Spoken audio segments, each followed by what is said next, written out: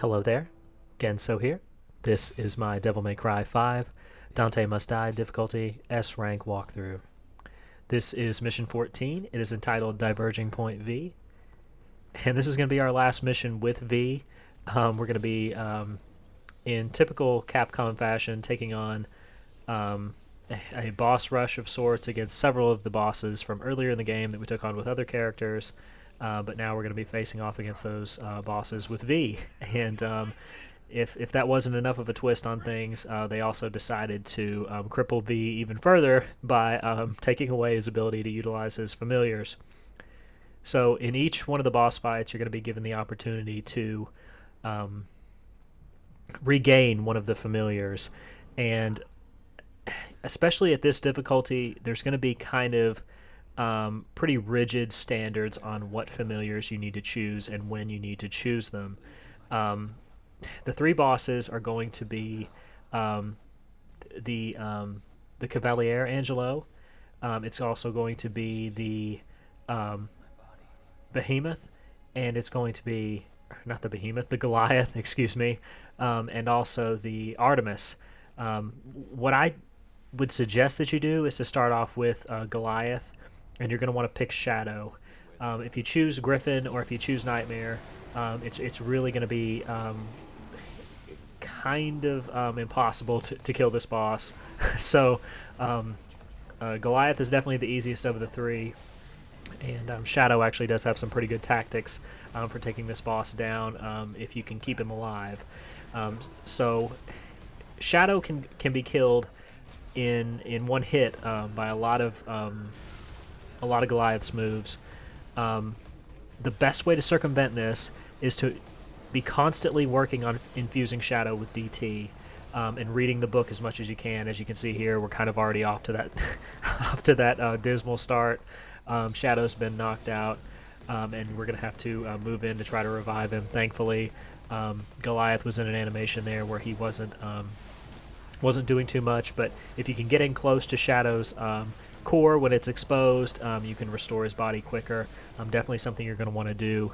But keeping Shadow in the infused DT state is going to allow him to tank more hits, and by virtue of tanking more hits, he's going to be able to get more damage in before he goes down. So I'm doing a pretty good job here. There's a couple of moves that do a really good job of damaging Goliath quickly and keeping Shadow relatively safe while this is happening.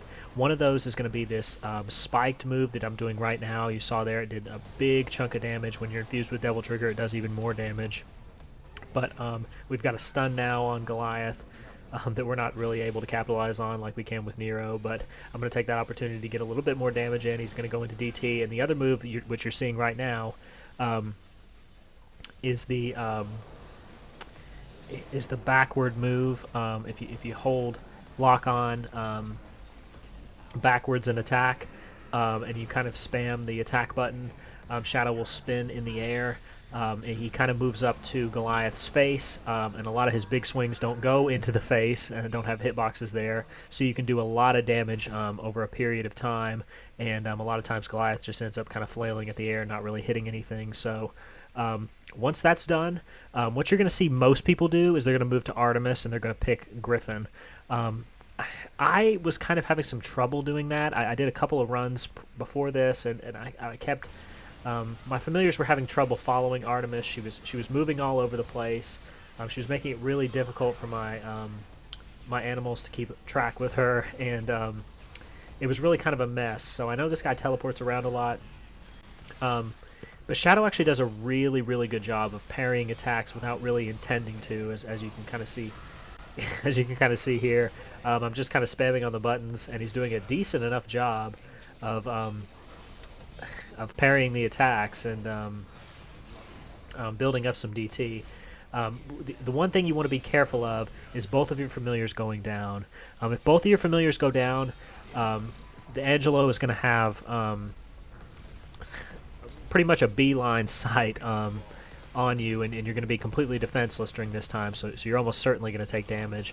The best way to mitigate this, I find, is to constantly keep Shadow infused with DT and just let him kind of engage the Angelo at his own leisure. You can kind of every once in a while throw in a move if you want to do the back to forward spiked move that you were using on Goliath. Go ahead and do that, and then be charging Griffin and doing the blockade move, the Pillars of Lightning, and that's going to be what I'm going to do most of the time. I'm not going to worry too much about infusing Griffin with DT. He's most of the time going to be out of Angelo's way, and most of the time he's not going to prioritize Griffin. He's going to be really, really locked in on Shadow, because Shadow's going to be very aggressive. He's going to be up in Angelo's face, and he's going to be doing a lot of damage and trading a lot of hits with him, which is kind of what you want. Anytime he's doing these teleportation moves, just spam the side dodge with Shadow. If you watched the last video, you'll know how powerful it is. You're virtually invincible while you're doing it, so anytime you feel unsafe, just utilize that side dash and you should be good. But these charge-ups, just be aware that they can KO Shadow instantly, so just do a quick side dash to pull Shadow back towards yourself and keep him out of that AoE. You want to try to mitigate the deaths with Shadow as much as possible, just to make this a little bit quicker. But you see here, he's getting a lot of parries. I'm not doing anything very special. This mission is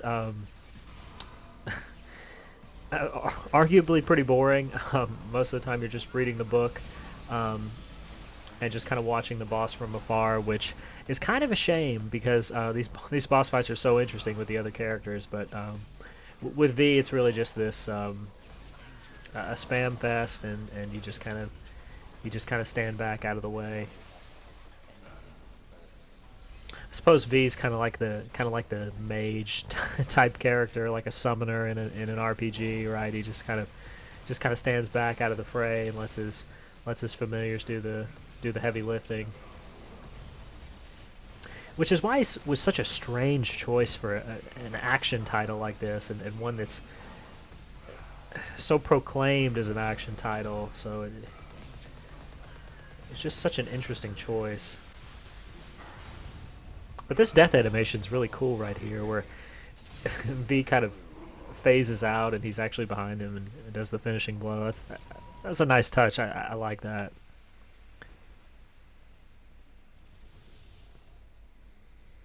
But in this last fight, Artemis is the least tanky of all three bosses, and what I'm gonna do is just summon Nightmare immediately and try to get some pretty good damage with all three familiars, and just try to end this fight really, really quickly.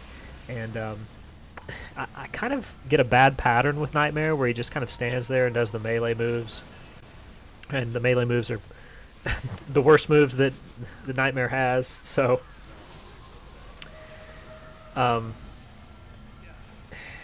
it was a bit dismal in that regard, a bit disappointing, but we're still doing incredible damage. I mean, the boss is already more than halfway dead. They're already about to DT. There's that terrible move that comes out sometimes with Nero, and you just kind of get hit inexplicably, but there's Nightmare doing a laser, completely missing everything, and we've already downed the boss, and the fight's already over. So that's all the combat for this mission. There's another really, really interesting design choice of another forced walking sequence at the end of this mission that's about 2 minutes long, which I'm not gonna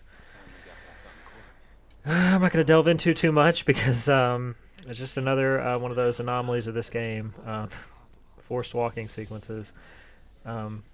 So we get to do this lovely kind of surfing, skateboarding animation that V does, where he rides on top of Shadow, and we move through some more of these fantastic hollowed out blood vessel caverns in the underworld. So fantastic gameplay choice here. Capcom, I'm not exactly sure what they were going with when they had this. I think it's just kind of all exposition. because I think this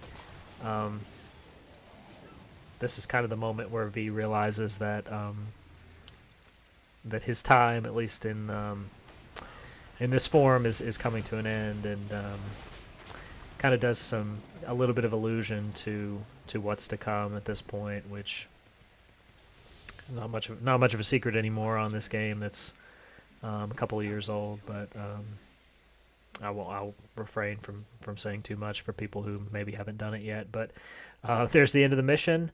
Not a very difficult boss rush by comparison to the other Devil May Cry games boss rush missions, but there you go, guys. There's your S rank.